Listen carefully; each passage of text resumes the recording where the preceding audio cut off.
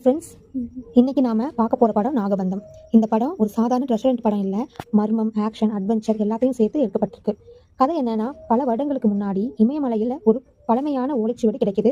அதில் நாகபந்தம் அப்படின்னு சொல்லப்படும் ஒரு பெரிய ரகசியத்தை பற்றிய தகவல்கள் இருக்குது. அது சாதாரண பொக்கிஷம் இல்லை, பல நூற்றாண்டுகளாக பாதுகாக்கப்பட்ட ஒரு மர்ம சக்தின்னு நம்பப்படுது.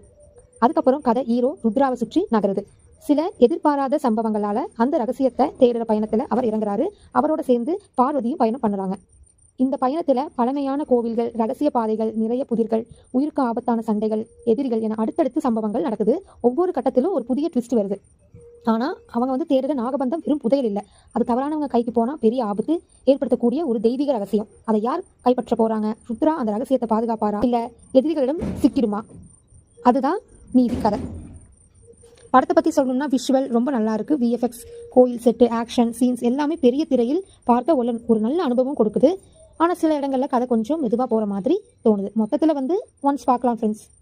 இந்த படம் நீங்கள் பார்த்துருந்தா உங்கள் கருத்தை கமெண்ட்டில் சொல்லுங்கள். இந்த வீடியோ பிடிச்சிருந்தா லைக் பண்ணுங்கள். நம்ம சேனலை சப்ஸ்கிரைப் பண்ணிவிட்டு சப்போர்ட் பண்ணுங்கள். அடுத்த வீடியோவில் மீண்டும் சந்திப்போம். பாய்.